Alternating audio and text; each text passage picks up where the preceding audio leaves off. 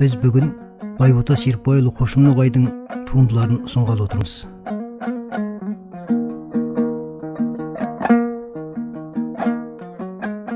Менің бір ойым айтады, қойын дәптерінен. Адам баласы ақыл ойын оқудың арқасында ғана жетілдіреді дейді менің бір ойым. Алла тағаланың Мұхаммед пайғамбарға саллаллаху алейхи вассалам Жәбірейіл періште арқылы түсірген ең алғашқы сүресі оқы. Жаратқан иеңнің атымен оқы деп басталады. Әлдекімдерді өзінің дидактикалық сарынымен жалықтырса да, бұл сөзді 1000 мәрте қайталауды артық дей алмаймыз. Яғни, адамдық қалпыңды сақтап қаламын десең, оқы.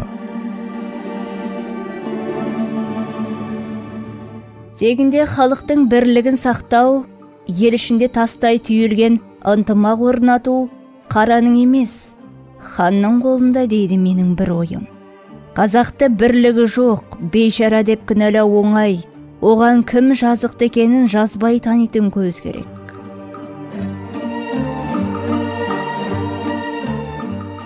Адамды ақылды аздырады дейді менің бір ойым. Ешқандай сынға ұшырағың келмесе, ештеңе жазба дейді менің бір ойым. Түсі қара болса да, ақ болса да, ала болса да, қарғаның аты қарға дейді менің бір ойым. Ғылымның қай-қайсысы да қадір тұтуға лайықты.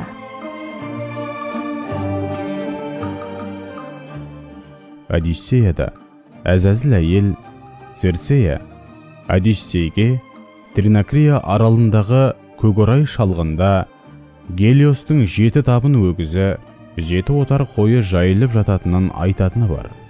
Әрбір табын мен отарда 50 бастан. Бұл сандар бір жылдың 50 аптасы. Ертегідегі гректер бір жылда 350 тәулік бар деп есептейді екен. Бір аптаның 7 тәулігі сияқты ешқашан өзгермейді. Нұр сәулелі Гелиостың күн құдайы. Бір малын өлтірген адам қасіретке ұшырайдымыз. Сондай-ақ тағы бір аңыз еске түседі. Парсы патшасы 2-ші Кир жорықтан қайтып келе жатқанда өзі жақсы көретін бір аты Диала өзеніне кетіп өледі де, ашуға бөгіп, өзеннің басын алуға бұйрық береді. 2-ші Кирдің қалың қолы өзенді 360 каналға шеңбер бойымен бөліп, жоқ қылып жібереді. Шеңберде 360 градус бар ғой.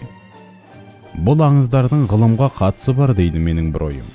Әншейін айтыла салған әпсана деп, елеусіз естен шығаруға болмайды.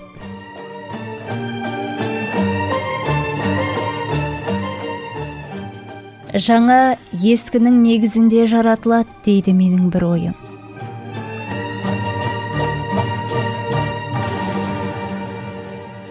Гильом де Рубрук кәдімгі қымызды өзінің әйгілі сапарнамасында космос деп жазыпты.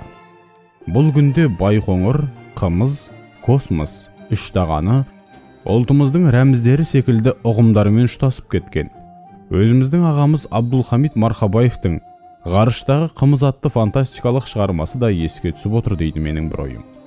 Ғажап. 1986 жылғы қазақ календарынан төмендегі жолдарды көшіріп алыппын. 1848 жылы Московский губернские ведомости газетінде мынадай мазмұндағы хабар жарияланды. Мещан Никифор Никитинді ұғымға жат айға ұшу туралы сөз сөйлеген үшін Байқоңыр қонысына жер аудару керек. Шындығында да адамзаттың ғарышқа сапары 1961 жылғы сәуірдің 12-сінде Байқоңыр ғарыш айлағынан басталғаны баршаға мәлім.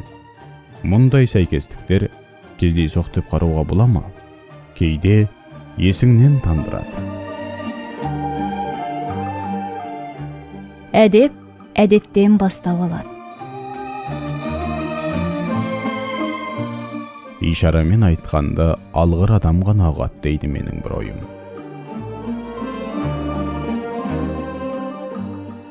Асыраушы аш құрсақ дейді менің бір ойым.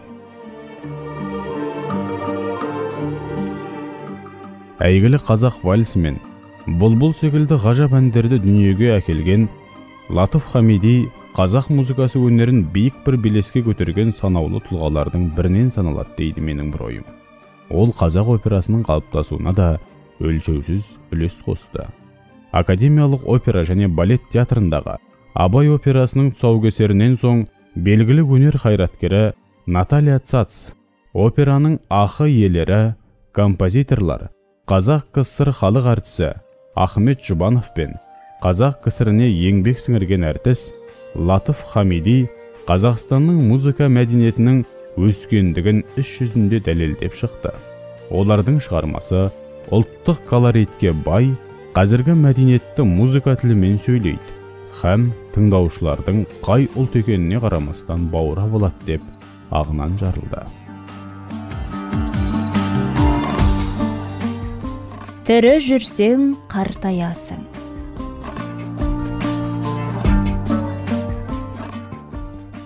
Ақынды өлең мазаламайтын сәт бола ма сірә дейді менің бір ойым. Егер ол шабытты құдірет тұтқан қалам иесі болса ше, күндіз көңілінен шықпай, түннің бір уағында шырт ұйқыңнан жұлмалап оятатын өлең шіркін бозбала шағыңда жолыққан ғашығыңнан бетер емес пе?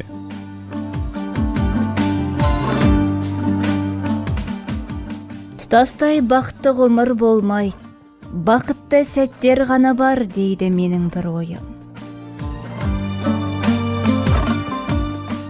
Жарықтық Абайдың ұстаздық еткен жалықпас үйретуден балаға дейтін ұлағаты алдынан шәкірт өткен тәлімгердің бәріне бірдей жараса бермейді дейді менің бір ойым.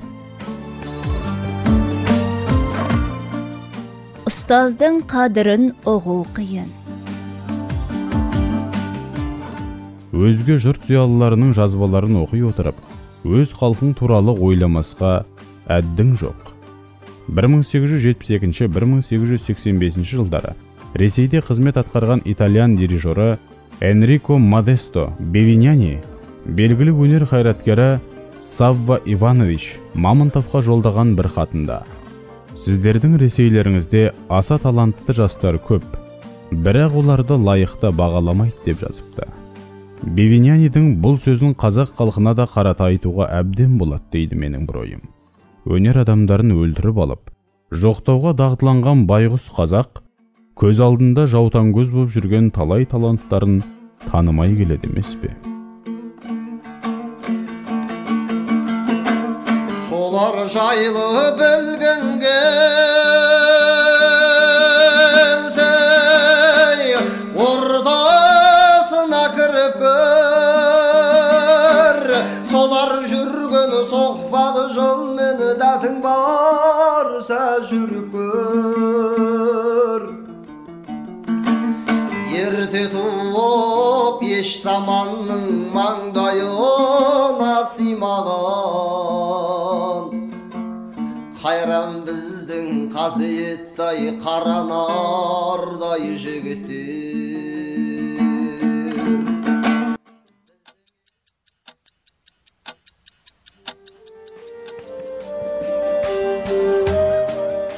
Қу болмайсың ешқашан, басыңда ми болмаса. Қанатты құстың жыланға жем болуынан асқан қорлық бар ма дейді менің бір ойым. Жетім қозы маңырайды, жетім бала аңырайды.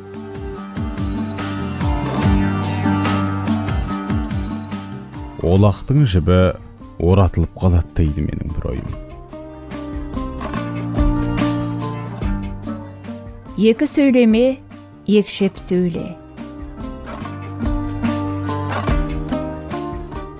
Қаймана қазақ әулиенің өзіне емес, дақпыртына сенеді дейді менің бір ойым.